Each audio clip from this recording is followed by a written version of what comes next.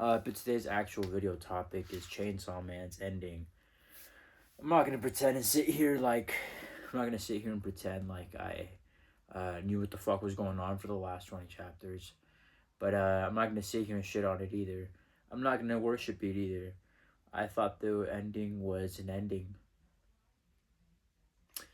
I devoted a big part of my life to this series for the past fucking 5, 6 years.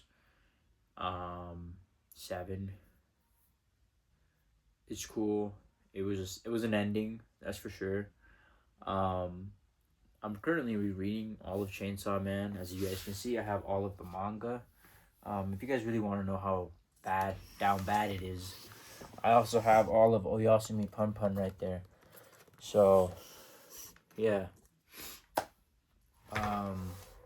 Yeah, the ending was cool, I guess. It kind of just ended. I feel like if they explained what happened, and obviously spoilers, I mean, but if you're a Chainsaw Man fan, you probably lack fucking media literacy, so you wouldn't know that. I'd be spoiling shit. So I'm gonna be spoiling shit. You know, I kind of liked that they brought Power back. It would have been good to see Aki though.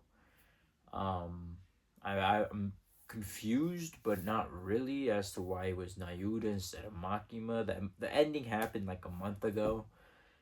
This is my grieving process.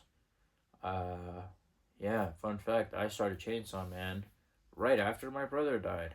So, it was literally like a part of my grieving process was this fucking story, and that's why it holds a really big part in my heart, because I have a tattooed Chainsaw Man tattoos, so I can't really shit on the ending.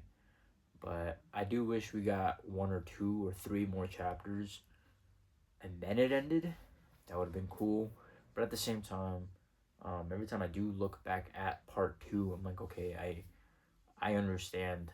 I feel like the way that Shonen Jump magazine is released on a weekly basis, I read it on the Shonen Jump app. Um, I feel like it's gonna be a lot better than just once a week. So I feel right now I'm in book 4 of Chainsaw Man. Once again, I just want to reiterate, I've been reading the story since part 1, basically since the last arc of part 1. That's when I started reading Chainsaw Man, and I caught up to it, and that's when the last few chapters came out, and I was there for every other part of this fucking series. When the anime trailer dropped, I stayed up till 3 a.m. to watch it, and then I went to bed. And then, I fucked up my sleeping schedule because I had to go work out at 8 a.m. So I had to stop part of the process. Anyway, no jitter jabber. And then when part 2 came out, I started reading it. I liked part 2. There were some parts of part 2 where I was just like, what the fuck's going on? And then I locked in and reread it, and I was like, okay, I get it.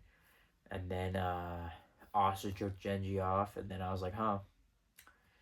It reminds me of another favorite series of mine, Neon Genesis Evangelion, or Evangelion in general. So then I was like, okay, I think I have a problem when it comes to these anime. Um, but it was cool, I like part 2. There were some parts of it that I didn't really like. I wasn't a huge fucking fan of how weird the pacing was halfway through. Once again, it's probably because of that weekly release. You guys are gonna notice in this video, I don't have one valid argument or point. I'm literally just talking out of my ass, which I think is cool.